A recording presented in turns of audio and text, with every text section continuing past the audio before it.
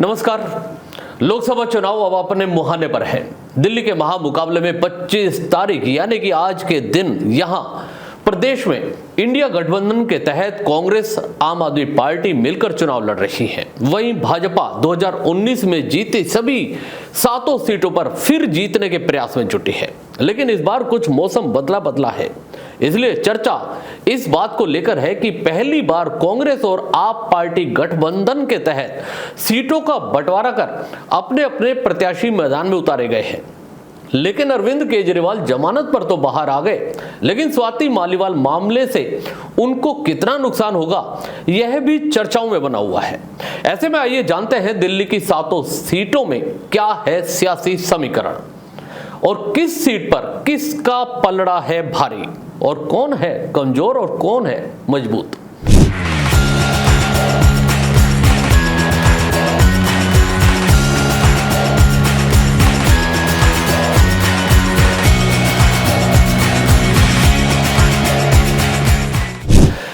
दिल्ली में 7 लोकसभा सीट हैं जिन पर भाजपा का कब्जा है, जिनमें दिल्ली में नई दिल्ली, चांदनी चौक, पूर्वी दिल्ली, उत्तर पूर्वी दिल्ली, उत्तर पश्चिमी दिल्ली, पश्चिमी दिल्ली, दक्षिण दिल्ली है।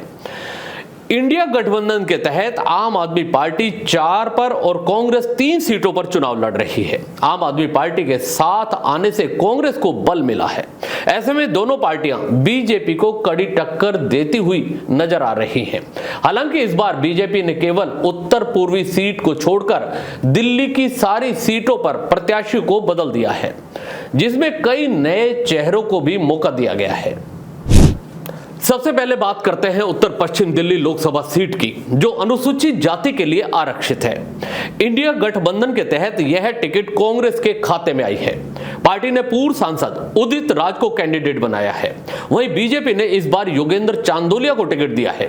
अगर 2019 के चुनाव की बात करें तो बीजेपी ने तब यहां से सूफी गायक हंसराज हंस को उम्मीदवार बनाया था और उनकी जीत हुई थी। वहीं 2014 में बीजेपी ने उदित राज को टिकट दिया था। तब उन्होंने आप प्रत्याशी राखी बिडलान को हराया था। 2019 में टिकट कटने के बाद उदित का मोह बीजेपी से भंग हो गया और फिर उन्होंने कांग्रेस का हाथ थाम लिया। यही वजह है कि कांग्रेस ने भी इस बार चुनाव में उन पर दांव खेल दिया है। उत्तर पश्चिमी सीट में 10 विधानसभा क्षेत्र आते हैं, जो नरेला, बादली, रिठाला, बवाना, मुंडका, किराड़ी, सुल्तानपुर, माजरा, नांगलोई जाट और मंगोलपुरी रोहिणी हैं। इनमें से 9 विधानसभा सीटों पर आम आदमी पार्टी के विधायक हैं, जबकि रोहिणी विधानसभा सीट पर बीजेपी के विधायक विजेंद्र गुप्ता हैं। इस संसदीय क्षेत्र में आउटर रिंग रोड के पार रोहिणी, पीतमपुरा, सरस्वती विहार, मॉडल टाउन जैसी पोस्ट कॉलोनियां भी शामिल हैं। तो वहीं बवाना, मंगोलपुरी, सुल्तानपुरी, बवाना जैसे क्षेत्र में इंडस्ट्रियल एरिया भी इसमें शामिल है। इस बार कांग्रेस ने भाजपा के बागी को टिकट देकर टक्कर को मजबूत कर दिया है। बात पूर्वी दिल्ली लोकसभा सीट की करें तो यहां पर 2019 लोकसभा चुनाव में इस सीट से बीजेपी कैंडिडेट ने जीत की थी। पार्टी ने इस बार हर्ष मल्होत्रा को चुनावी रण में उतारा है।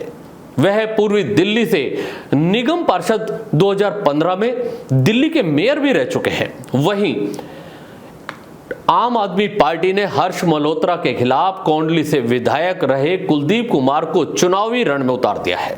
इस बार सीट पर कांग्रेस और आप गठबंधन का खासा असर देखने को मिल रहा है। ऐसा माना जा रहा है कि गठबंधन के चलते यहां पर मुस्लिम वोट नहीं बटेंगे, साथ ही कुछ सिख वोट भी इंडिया अलायंस को मिलने की उम्मीद है। ऐसे में बीजेपी के लिए जीत का रास्ता यहां पर कठिन हो सकता है। फिलहाल दोनों प्रमुख दलों ने पूरी ताकत झोंक रखी है। अब बात करते हैं दक्षिण दिल्ली सीट की। यह सीट बीजेपी ने इस बार विधानसभा के नेता प्रतिपक्ष रामवीर सिंह बिधूड़ी को यहां से अपना प्रत्याशी बनाया है। 2019 के लोकसभा चुनाव में बीजेपी के रमेश बिधूड़ी ने ही यहां से जीत हासिल की थी। हालांकि 2024 के चुनाव में उनका टिकट कट गया था। वहीं इंडिया गठबंधन की तरफ से यह सीट आम आदमी पार्टी को मिली है। आपने सही राम पहलवान को यहां से प्रत्याशी बनाया है। यह सीट गुर्जर बाहुल्य सीट मानी जाती है। यही वजह है कि दोनों ही पार्टियों ने इस सीट पर गुर्जर प्रत्याशी उतारे हैं। यहां 1967 में पहला चुनाव हुआ था, जिसमें भारतीय जन जनसंघ को जीत मिली थी। यहां पर अब तक कुल 13 चुनाव में 7 बार बीजेपी, 4 बार कांग्रेस ने जीत हासिल की है। इसलिए आंकड़े इस बात पर भी मोहर लगाते हैं कि इस सीट पर बीजेपी का दबदबा रहा है। इस सीट के अंतर्गत बिजवासन, पालम, महरौली, छतरपुर, देवली, अंबेडकर नगर, संगम विहार, कालकाजी, तुगलकाबाद, बदरपुर विधानसभा क्षेत्र आदि आते हैं। बात अगर चांदनी चौक सीट की करें तो यह देश भर में नहीं विदेशों में भी मशहूर है। यह सीट बीते 2 लोकसभा चुनावों से बीजेपी के कब्जे में है। बीजेपी नेता डॉक्टर हर्षवर्धन यहां से सांसद थे, लेकिन पार्टी ने इस बार उनका टिकट काट दिया है। बीजेपी ने इस बार प्रवीण खंडेलवाल को कैंडिडेट बनाया है।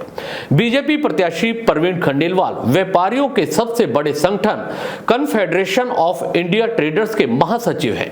चांदनी चौक व्यापारियों का अड्डा माना जाता है। ऐसे में इस क्षेत्र में प्रवीण खंडेलवाल की मजबूत पकड़ बीजेपी को फायदा पहुंचा सकती है। उनके खिलाफ इंडिया गठबंधन के उम्मीदवार जेपी अग्रवाल हैं। वह कांग्रेस की टिकट पर चुनाव लड़ रहे हैं। जेपी अग्रवाल लोकसभा में उत्तर पूर्वी दिल्ली चांदनी चौक का प्रतिनिधित्व कर चुके हैं। वह कांग्रेस के वरिष्ठ नेता माने जाते हैं। ऐसे में इन नेताओं के बीच होने वाला मुकाबला काफी दिलचस्प होने वाला है। चांदनी चौक लोकसभा सीट के अंतर्गत 10 विधानसभा क्षेत्र आते हैं। यहां सभी सामान्य सीटें हैं।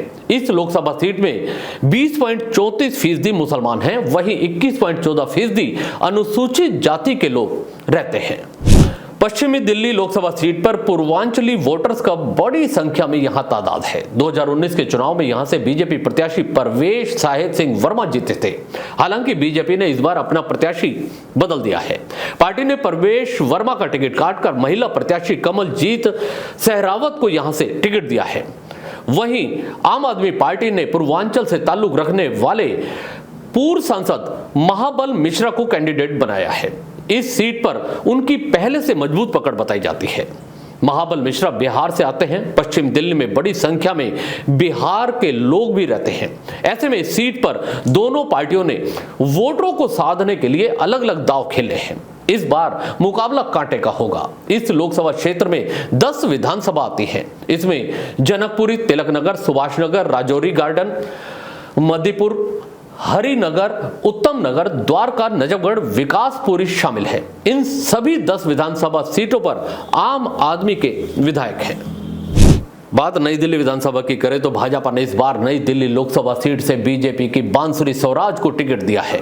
वह आम आदमी पार्टी के सोमनाथ भारती के बीच यहां पर जबरदस्त टक्कर देखी जा रही है। बांसुरी स्वराज बीजेपी की दिग्गज नेता रहे पूर्व विदेश मंत्री स्वर्गीय सुषमा स्वराज की बेटी है। बीजेपी ने इस बार इस सीट से मीनाक्षी लेखी का टिकट काटकर बांसुरी स्वराज को कैंडिडेट बनाया है। वहीं आम आदमी पार्टी ने मालवीय नगर से विधायक सोमनाथ भारती को टिकट दिया है। दोनों ही पेशे से वकील हैं। नई दिल्ली सीट के अंतर्गत 10 विधानसभा सीट आती हैं, जिनमें से पटेल नगर, करोल बाग सुरक्षित विधानसभाएं हैं। बाकी 8 विधानसभाओं में से मिश्रित कल्चर के मतदाता रहते हैं।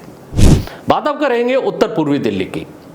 सबसे हॉट सीट उत्तर पूर्वी दिल्ली लोकसभा सीट मानी जा रही है। इन चुनावों पर सबकी नजरें टिकी हैं। बीजेपी ने इस सीट पर फिर एक बार मनोज तिवारी को प्रत्याशी बनाया है। वह भोजपुरी सिनेमा के गायक सुपरस्टार हैं। वह लगातार 2 बार से इस सीट से सांसद हैं। उनका ताल्लुक बिहार से है, लेकिन उन्होंने दिल्ली की सियासत में अपनी पकड़ बना रखी है। कांग्रेस ने मनोज तिवारी की काट निकालते हुए कन्हैया कुमार को टिकट दिया है। यही वजह है कि दिल्ली की इस लोकसभा सीट पर दोनों पूर्वांचलियों की लड़ाई में बाहरी का मुद्दा भी लाया जा रहा है। इस सीट में अधिकतर मतदाता ऐसे हैं जो पूर्वांचल के हैं। बिहार से आने वाले कन्हैया कुमार ने छात्र राजनीति से शुरुआत की थी, लेकिन अब उन्होंने देश की सियासत में भी अपनी जगह बना ली है।